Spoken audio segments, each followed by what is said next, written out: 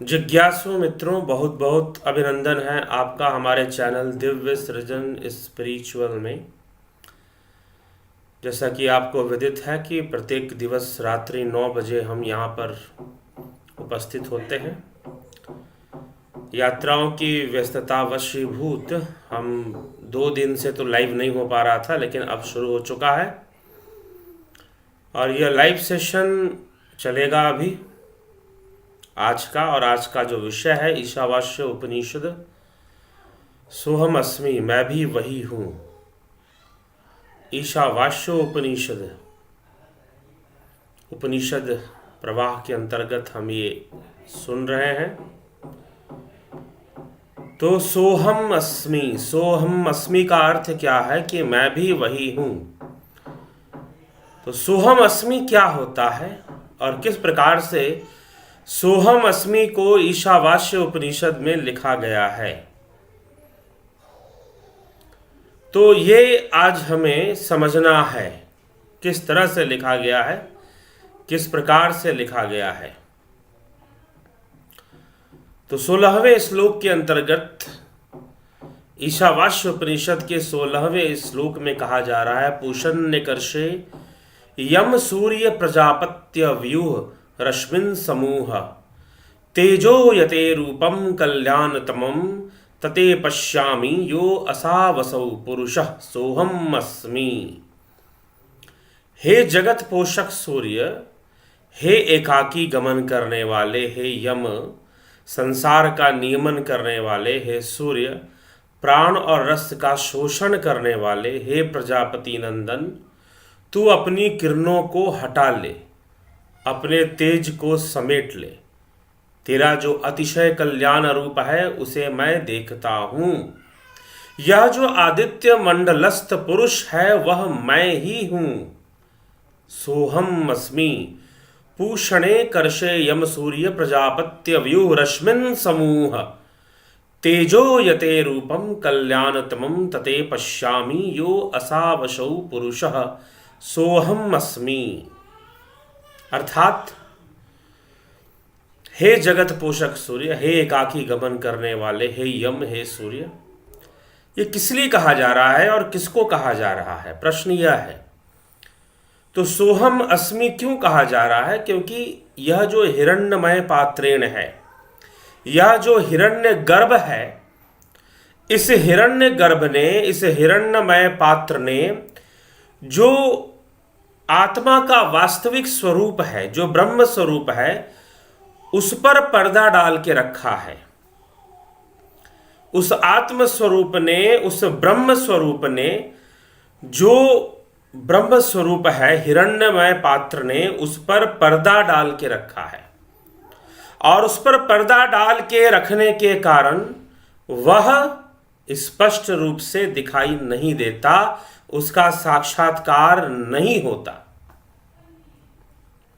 उसका साक्षात्कार नहीं होता। तो उसका साक्षात्कार जब नहीं होता तो वास्तविक रूप से भिन्नता बनी रहती है। तो वास्तविक रूप से भिन्नता बने रहना ही दोष है। और जिस समय वास्तविक स्वरूप का साक्षात्कार हो जाता है, कब हो जाता है?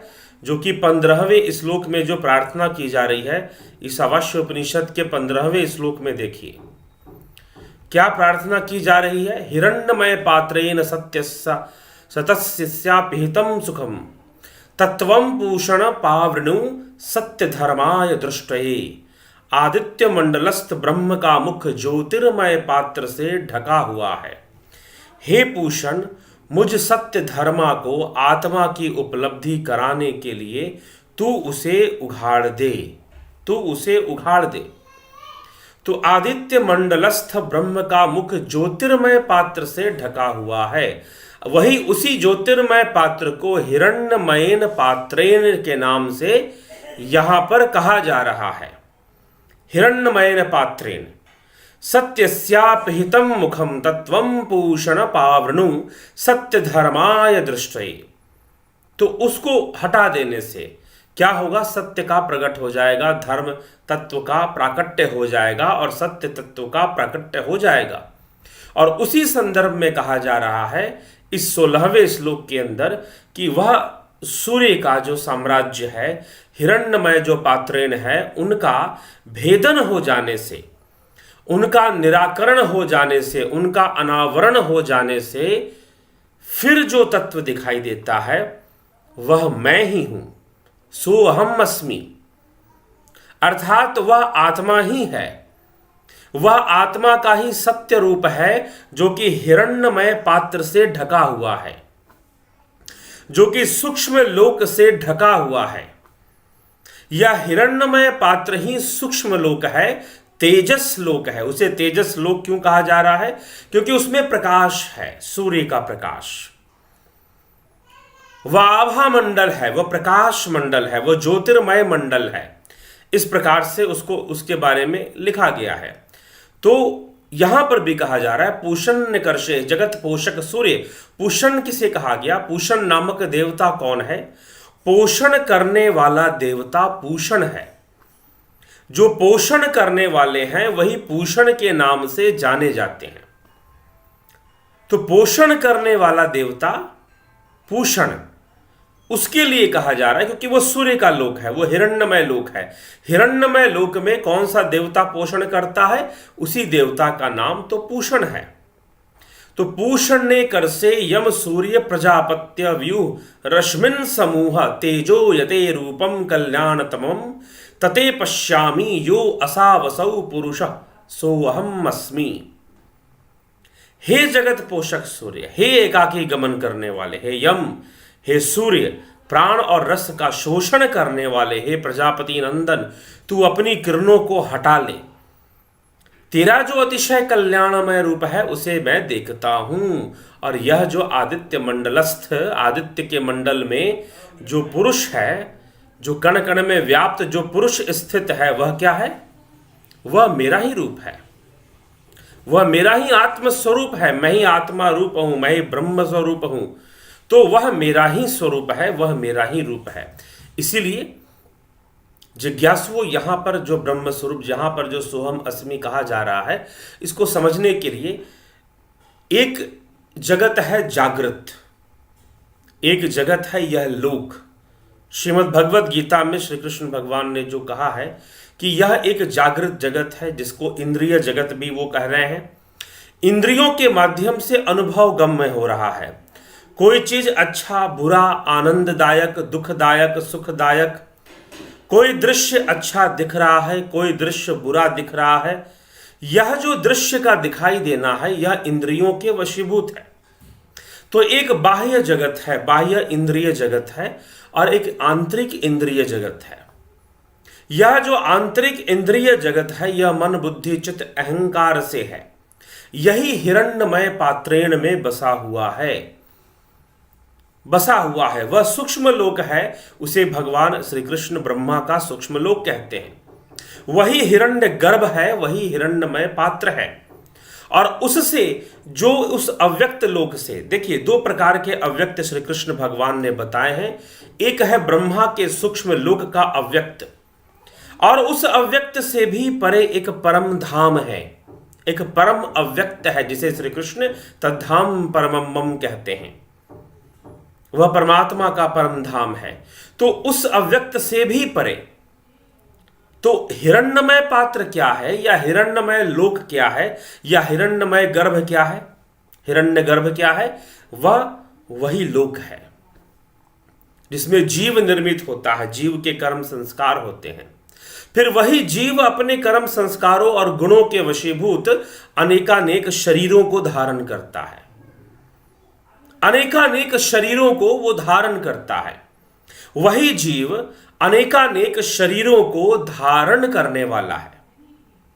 ठीक, तो यह उस जीव की स्थिति है। पहले वह जीव रूप में होता है हिरण्य गर्भ लोक में, हिरण्यमय गर्भ में, और वहां से फिर वह स्थूल सृष्टि में भी प्रतिबिंबित होता है। तो वह जीव की गति है।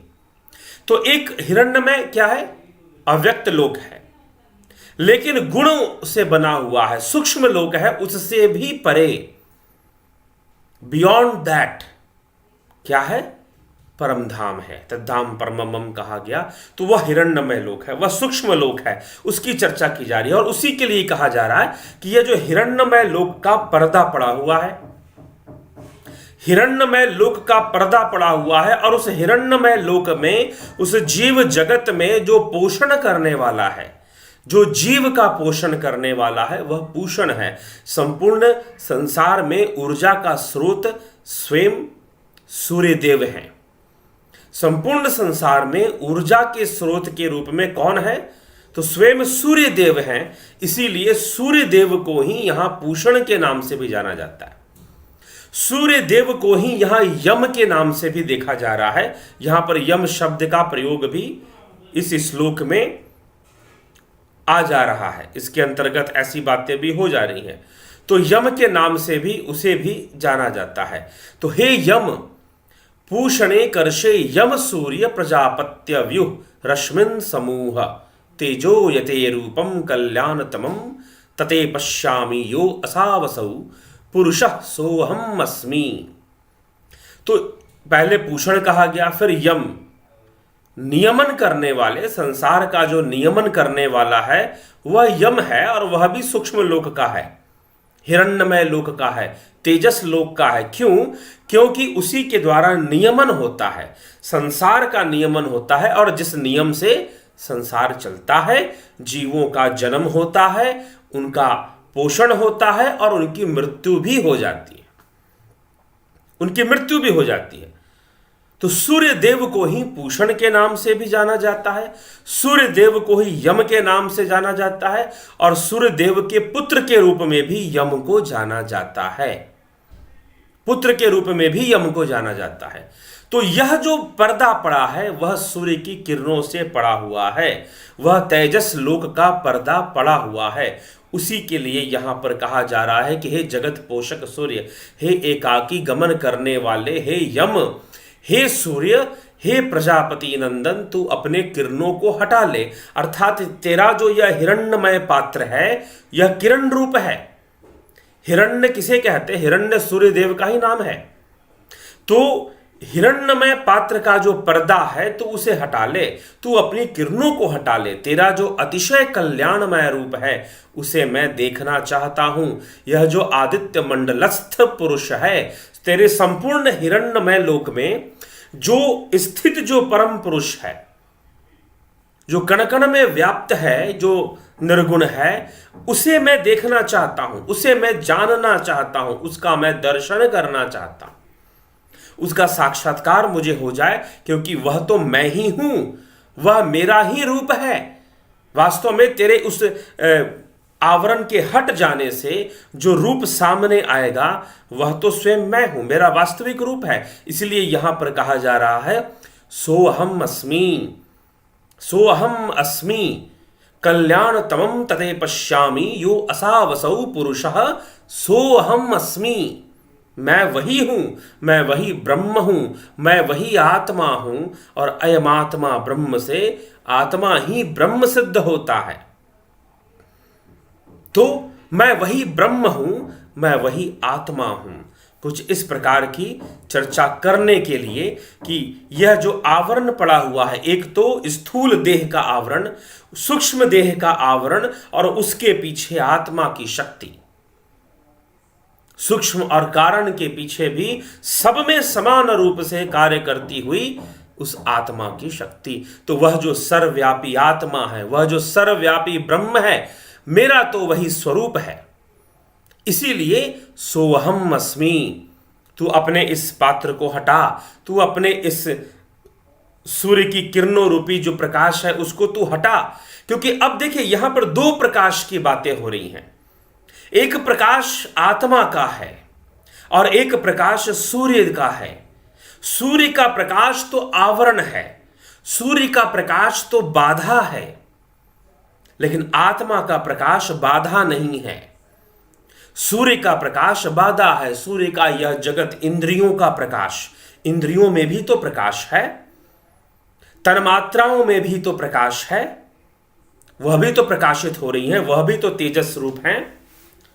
पंचभूतों में भी अपना प्रकाश है, मन बुद्धि चित्त अहंकार अंतःकरण चतुष्टय में भी अपना प्रकाश है।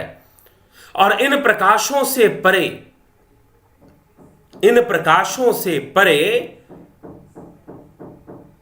हमें जानना है।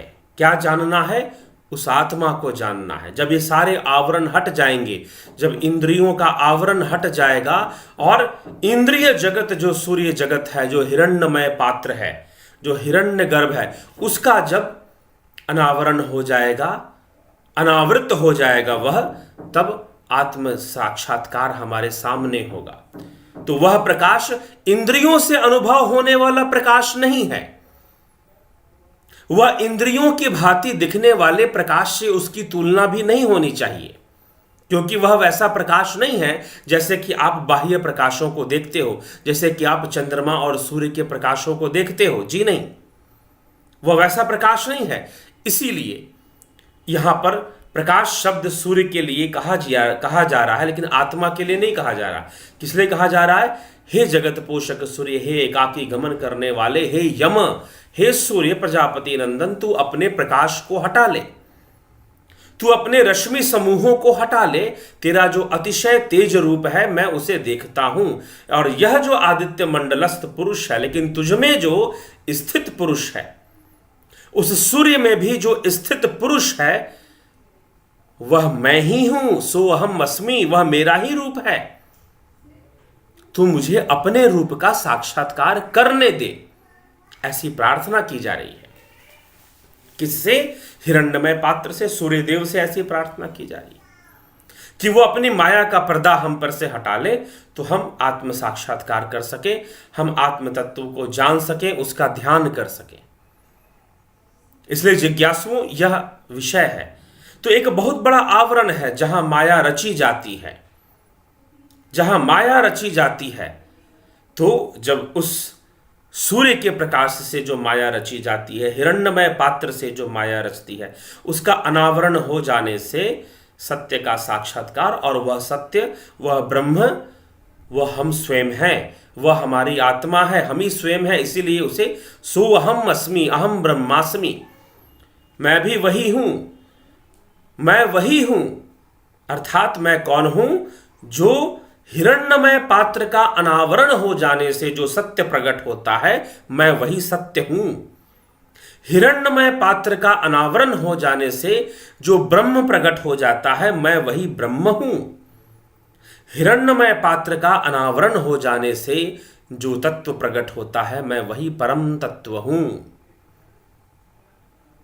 तो इस प्रकार से यहां पर वर्णन हमें मिलता है। तो इसको इस प्रकार से समझना चाहिए, सोहम अस्मि का अर्थ क्या है। तो मित्रों, चलिए आपके कमेंट पर भी थोड़ा गौर कर लें, विचार कर लें। तो गुरुजी प्रणाम। गुरुजी, भगवान का अवतार कब होगा और कैसे पता चलेगा कि ये भगवान है? और कुछ लोग कह रहे हैं कि भगवान का अवतार हो चुका है, तो इस पर आप अपने कर्म कीजिए। बस इस पर पूरी वीडियो बनी हुई है। कल की अवतार लखन सिंह तंवर जी, JPS जी, लखन सिंह तंवर JPS जी, तो इस पर पूरी वीडियो हम बना चुके हैं। आप कल की अवतार के विषय में जो वीडियो है उसे पूरा सुने, आधा ना सुने, आधा ना सुने, उसे पूरा सुन ले। पूरा सुन लेंगे तो आपको स्पष्ट मिल जाएगा, स्पष्टीकरण मिल जाएगा कि भाई क्या विषय है, कैसे ऐसा कहा जा रहा है कि कल की अवतार हुआ है कि नहीं। तो भगवान के अवतार हो चाहे ना हो, उससे कोई फर्क नहीं पड़ता। आपको अपने कर्मों का फल प्राप्त हो जाएगा, आपको अपने कर्मों का फल मिल जाएगा। ठीक है, आपको अपने कर्मों का फल अवश्य ही मिल जाएगा। तो कर्मों का फल मिल जाएगा, तो कर्मों का फल किस प्रकार से मिल जाएगा, यह हमें मित्रों विचार करना है। तो कर्मों का फल तो मिलेगा ही मिलेगा, कैसे नहीं मिलेगा, वह तो सामने आएगा ही आएगा। इसीलिए कर्म में विश्वास कीजिए। भगवान अवतार लेते हैं, अगर वो अवतार लेते हैं तो भी आपके कर्मों का फल मिलेगा, नहीं लेते हैं तो भी आपके कर्मों का फल मिलेगा। अगर राम केवट के पास चले गए तो कर्मों का फल देने ही गए, अगर राम सबरी के पास चले गए तो कर्मों का फल देने ही गए। अगर आपके भी कर्म इसी प्रकार से होंगे, आपके भी कर्म अगर इसी प्रकार से होंगे तो फिर निश्चय ही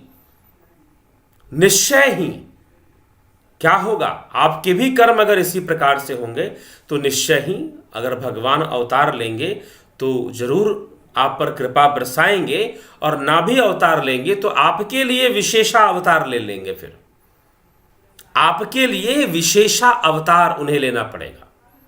जैसे मीराबाई का जन्म तो कलयुग में हुआ, लेकिन श्री कृष्ण को मीराबाई के लिए भी आना पड़ा।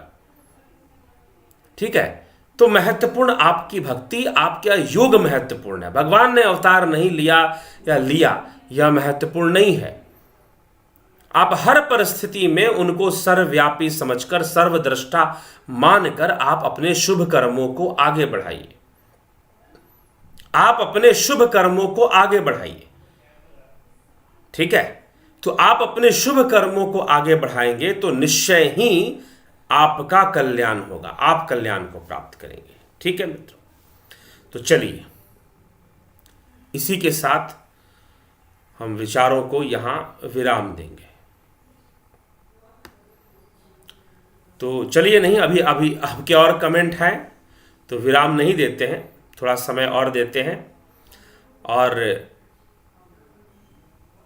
गोपाल शर्मा जी, प्रणाम गुरु जी, सत्संग का मात्र 2 दिनों का अवकाश बहुत ही बड़ा लगा। जी हाँ, ये 2 दिनों का अवकाश हो गया, थोड़ी सी यात्रा में इधर उधर जाते हुए रात्रि के समय लेट हो जाना, और सड़कों पर जाम के कारण भी लेट हो जाता है कई बार, और कई बार जो है कुछ ऐसी घटनाएं घट जाती हैं जिसके कारण से विलंब हो जाता है। जो अनावश्यक, मतलब कि अनावश्यक कहने का मतलब कि जो आपने सोचा ना हो, और वैसी कोई घटना घट गई और फिर अचानक से कुछ विलंब बढ़ गया, लंबा समय लग गया, तो और कोई बात नहीं है। चलिए, कभी कभी हो जाता है, यात्रा पर हैं तो निश्चय ही ऐसा होगा। कल भी यात्रा पर रहेंगे, लेकिन फिर भी प्रयास करेंगे कि लाइव कर पाएं। अगर नहीं कर पाते हैं तो परसों जरूर हो जाएगा, फिर से उसी विषय पर चर्चा हो जाएगी। तो चलिए, अच्छी बात है कि आप प्रतीक्षा करते हैं, और प्रतीक्षा करते हैं तो यही सबसे बड़ी अच्छी बात है, और यही बहुत अच्छा लगता है। ठीक, तो हरी दीनदशा जी, जोगिंदर सिंह रोरेवाला, संगरूर पंजाब से जी राम राम जी आपको भी। फिर गोपाल शर्मा जी, गुरु जी, हिरण्यमय पात्र के हट जाने के बाद अज्ञानमय कोश यानी प्राज्ञ अवस्था भी बाधा बनती है क्या? उसके हट जाने के बाद फिर कोई बाधा नहीं है जी, वह उसी का अंग है। अज्ञानमय कोश हो कहें उसे, या प्राज्ञ अवस्था कहें, वह उसी का कारण और सूक्ष्म दोनों में जीवत्व है। कारण और सूक्ष्म दोनों में जीवत्व है, और जब दोनों में जीवत्व है तो हिरण्यमय का संबंध कारण और सूक्ष्म का अलग। ये मत सोच लीजिए कि हिरण्यमय का अर्थ सूक्ष्म है, जी नहीं। हिरण्यमय में सूक्ष्म भी आ गया, कारण भी आ गया, स्थूल भी आ गया, सब आ गया उसके अंदर। तो मुख्य रूप से सूक्ष्म आया, क्योंकि स्थूल सृष्टि को हम वैश्वानर रूप में देखते हैं। ठीक, तो यह आप सूक्ष्म और कारण दोनों ही उसमें आ जाते हैं। चलिए, अनाहत नाद यानी वही प्रकाश। क्या अनाहत नाद? तो ध्वनि है। ठीक है, ध्वनि है, और सूक्ष्म इंद्रियों से अनुभव होती, वह एक मार्ग है। अनाहत नाद वह प्रकाश नहीं है, वह एक मार्ग है, रास्ता है वह वहां तक पहुंचने का। हिरण्यमय पात्र का जो आवरण है, उस आवरण को खत्म करने का अनाहत नाद, जिसे हम श्रुति ध्यान कहते हैं, वह एक मार्ग है, वह एक रास्ता है। क्या मैं आत्मा या ब्रह्म को जान सकता हूं? यदि हां, तो फिर आत्मा या ब्रह्म भी सीमित हुआ? जी नहीं, सीमित नहीं हुआ, क्योंकि जब तक आप उसे जानेंगे तब तक आप असीमित हो जाएंगे। और जानेंगे भी तो सर्वप्रथम प्रतिबिंबित रूप में जानेंगे। जब आप पूरी तरह से जानेंगे उसे, तो प्रतिबिंबित रूप में तो सीमित ही होगा, लेकिन जब आप उसे जान जाएंगे, जब आप उसमें लीन हो जाएंगे, जब आप वही बन जाएंगे, तो असीम हो जाएंगे, क्योंकि आप अभी वो बने नहीं हैं। इसीलिए तो इस श्लोक में क्या कहा जा रहा, सोहम अस्मि, कि मैं ही वह आत्मा हूं, मैं ही वह ब्रह्म हूं।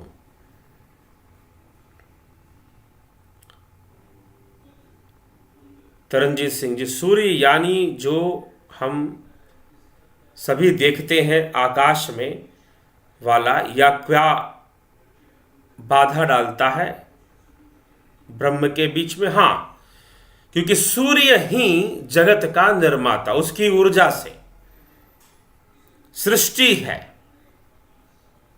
पृथ्वी पर। यह तो एक वैज्ञानिक दृष्टिकोण से भी देखेंगे तो संपूर्ण पृथ्वी पर जो ऊर्जा है उसका स्रोत सूर्य ही है। तो सूर्य की ही सृष्टि है, सूर्य का ही हिरण्यगर्भ लोक है।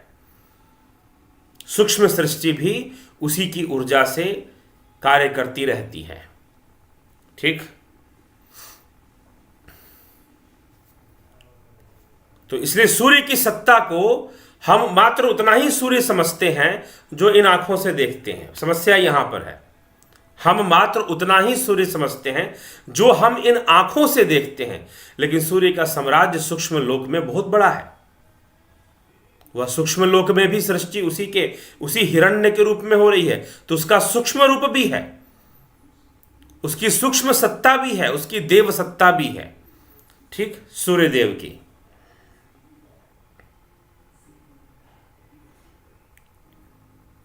नाद और बिंदु ही पुरुष है, कि पुरुष की प्रतिबिंब है। नाद और बिंदु अभिव्यक्ति है, अभिव्यक्ति है। क्या है? ब्रह्म अभिव्यक्ति करानी योगे, ब्रह्म की अभिव्यक्ति मात्र है, ना कि स्वयं है। सुधीर जमवाल जी, गुरु जी प्रणाम है आपके चरणों में। क्या गुरु एक से ज्यादा हो तो क्या कोई गलत बात है? कृपा करो जी। क्या गुरु एक से ज्यादा हो तो कोई गलत बात? बिल्कुल गलत बात नहीं। किसने कह दिया कि गलत बात है? अलग अलग क्षेत्र और अलग अलग विषयों के गुरु अलग अलग हो सकते हैं। हां, किसी एक क्षेत्र और एक विषय के लिए भी अलग अलग गुरु हो सकते हैं। ठीक, अगर कोई गुरुदेव हमें पहली कक्षा में पढ़ा रहे हैं, कोई शिक्षक, तो क्या एमए की पढ़ाई करोगे, पीएचडी पढ़ोगे, ग्रेजुएशन पढ़ोगे तो वही पढ़ाएंगे? जी नहीं, दूसरे पढ़ाएंगे, दूसरे पढ़ाएंगे। यह एक बहुत बड़ा विषय है सुधीर जमवाल जी। हम इस विषय पर लाइव ले आएंगे, वीडियो ले आएंगे, जरूर ले आएंगे। कोशिश करेंगे कि अगला वीडियो इसी पर विषय पर ले आए। तो आपके चरणों में क्या गुरु एक से ज्यादा हो तो क्या कोई गलत बात है? जी नहीं, बिल्कुल कोई गलत बात नहीं है, बिल्कुल गलत बात नहीं है। लेकिन यह एक ऐसा विषय है जिसे गहराई से जब तक ना समझ लें तब तक स्पष्टीकरण नहीं होता।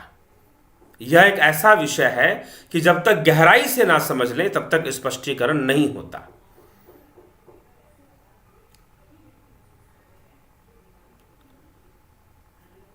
हिरण्यगर्भ साधना में मानिक रत्न धारण करना सहाय होगा? जी नहीं, ऐसा कुछ भी नहीं है। ठीक, वह जो यहां जो बात हिरण्यगर्भ की चल रही है वो दूसरे संदर्भ में चल रही है। आप कोई दूसरा संदर्भ में लेके घुस गए। आप किसी, गोपाल शर्मा जी, आप ज्योतिष के संदर्भ में चले गए जहां पर सूर्य एक ग्रह है, ग्रह के रूप में वो देवता रूप में स्वीकार किए जा रहे हैं। लेकिन यहां पर सूक्ष्म लोक के नियंता, सूक्ष्म लोक के नियमनकर्ता, उस रूप में यहां पर सूर्य का वर्णन है। तो सूर्य का सूक्ष्म रूप है, जैसे कि आपका सूक्ष्म रूप है वैसे सूर्य का भी सूक्ष्म रूप है।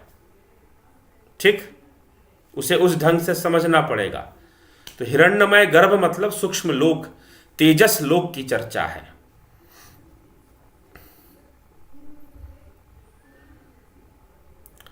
सूर्य से पीछा कैसे छूटे, ब्रह्म तक पहुंचे? सूर्य से पीछा नहीं छुटाना आपको अपने कर्म संस्कारों, क्योंकि कर्म संस्कारों अंतःकरण चतुष्टय पंचभूत पंचतन मात्राएं, कर्म संस्कार इंद्रियों का आवरण है, इंद्रियों का आवरण है।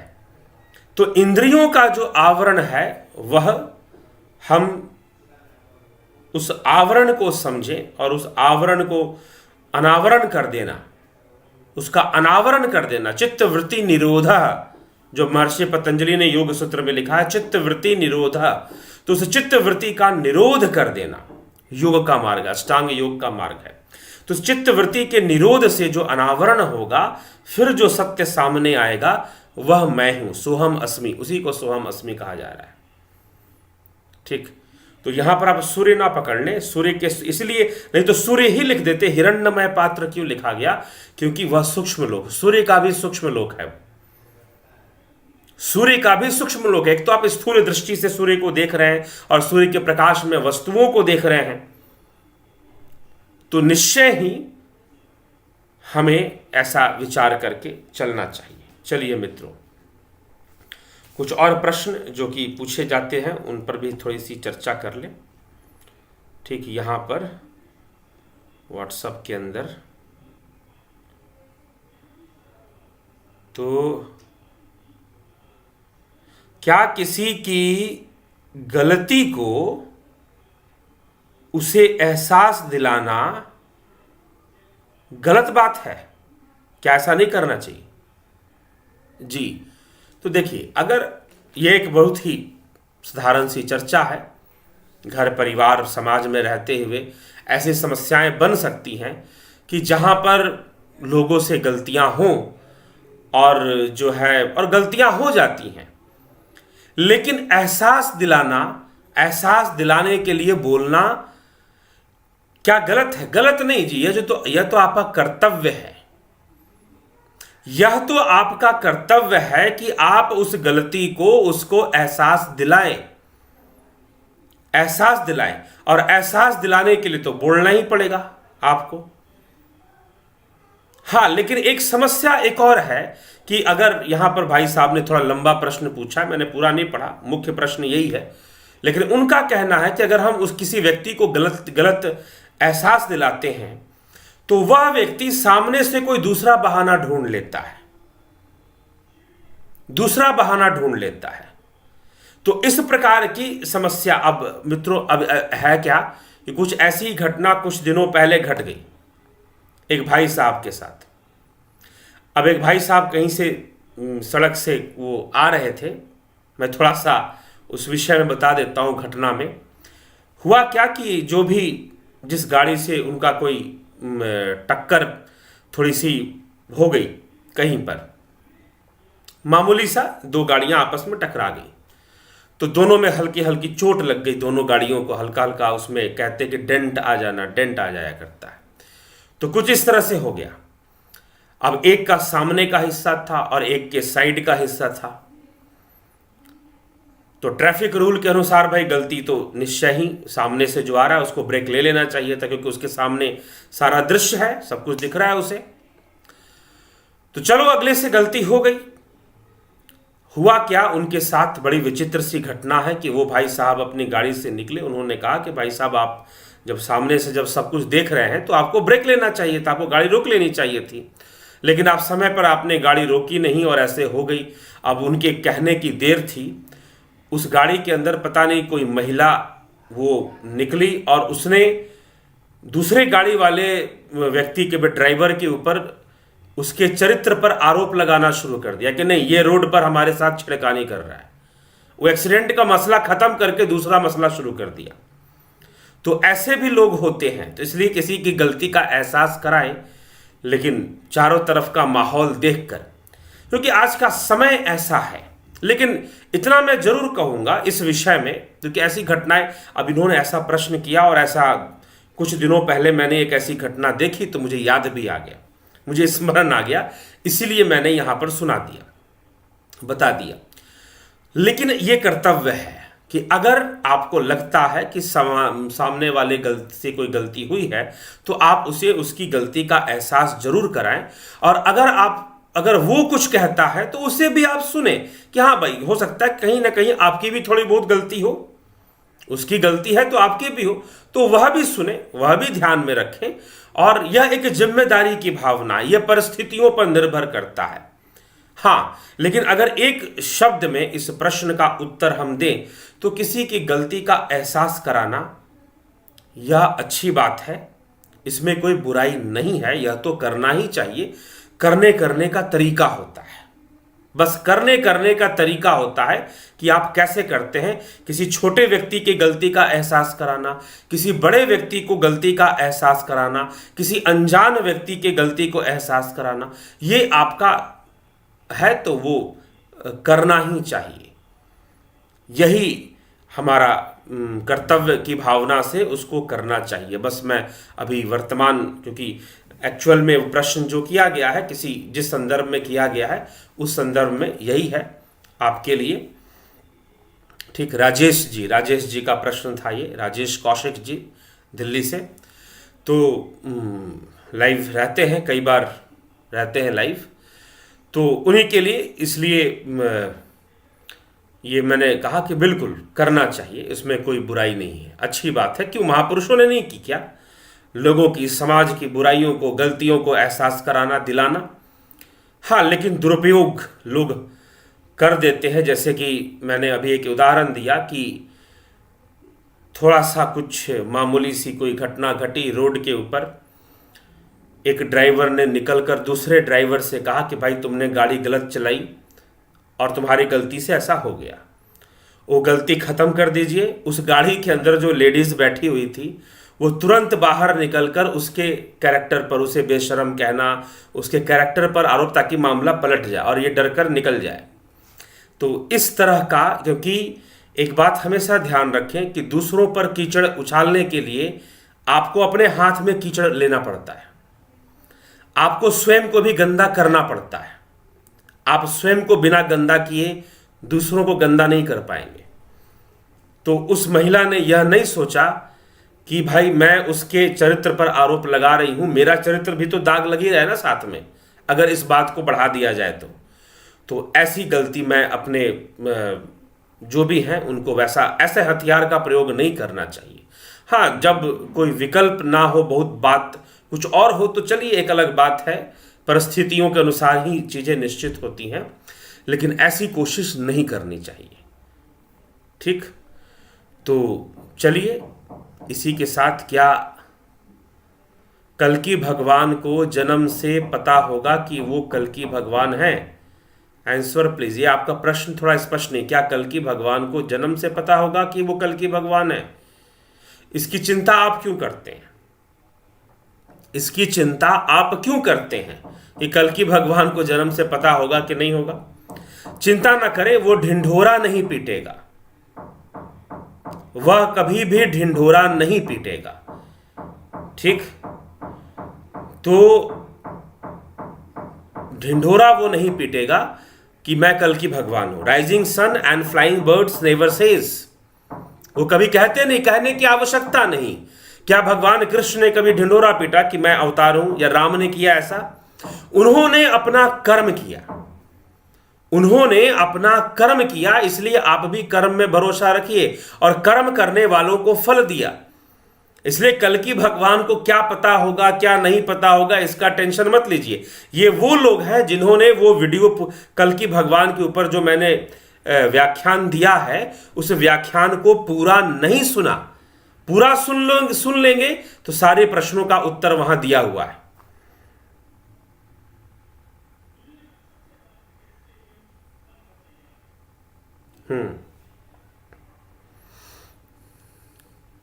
गुरुजी, मैंने जिंदगी में बहुत ज्यादा शिकार करके जानवरों की हत्या की है और बहुत पाप कर चुका हूं। क्या मैं अपने संचित कर्म और प्रारब्ध कर्मों को भस्म कैसे करें? जी हाँ, योग के मार्ग पर चलना पड़ेगा। प्रारब्ध के वशीभूत पाप हुआ, योगी बनना पड़ेगा, योग के मार्ग पर चलना पड़ेगा। रचना जी, हरिओम। वर्षा सचदेव जी, आत्म नमस्ते जी, आपको भी आत्म नमस्ते। ठीक,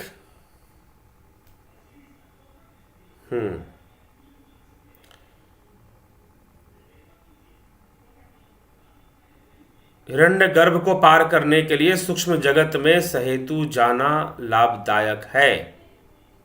सहेतु जाना सूक्ष्म जगत में, सहेतु का क्या मतलब है? साधना करनी है, जो साधना है उससे अपने आप ही अनावरण हो जाएगा। whether plant or trees have सूक्ष्म शरीर? yes, they have सूक्ष्म शरीर। दे हैव सूक्ष्म शरीर, दे हैव कर्म संस्कारास। बलवंत सिंह गोहिल जी, प्रणाम जी। तो ठीक है मित्रों, इसी के साथ मैं अपने विचारों को विराम दूंगा। अगर कोई मित्र मुझे मुंबई में मिलना चाहते हैं, मुंबई में जो लोग हैं, कुछ लोग मुझे संपर्क किए थे पीछे मुंबई से, तो अगर मिलना चाहते हैं तो व्यक्तिगत रूप से मेरे व्हाट्सएप नंबर पर संपर्क करें, तो मैं बताऊंगा कि कैसे मिल सकते हैं, कैसे बात कर सकते हैं। ठीक है, तो इसी के साथ विचारों को यहाँ विराम दूंगा। लगभग सभी के प्रश्नों पर चर्चा हो गई है और विचारों को यहाँ विराम दिया जाएगा। तो यही चीज़ है। तो मैंने पहले भी कहा और फिर से एक बार, शायद बीच में डाटा डिस्कनेक्ट हुआ अभी। तो जो भी मित्र, अगर यहाँ पर जो भी दर्शक हैं और श्रोतागण हैं, उन सभी से कह रहा हूँ कि जो अगर मिलना चाहते, कुछ लोगों ने संपर्क किया था, फिर कुछ लोगों ने नहीं किया क्योंकि बीच में समय काफ़ी निकल गया और मैं लाइव भी 2 दिन से नहीं आया, इसलिए मैं आपको नहीं बता पाया था कि जो मुंबई में अगर मिलना चाहते हैं तो एक बार संपर्क करेंगे तो उनको बताया जाएगा क्या वो मिल सकते हैं कि नहीं मिल सकते। ठीक है, तो कल के लिए चलिए, तो इसी के साथ विराम देते हैं। बहुत बहुत आभार आप सभी का।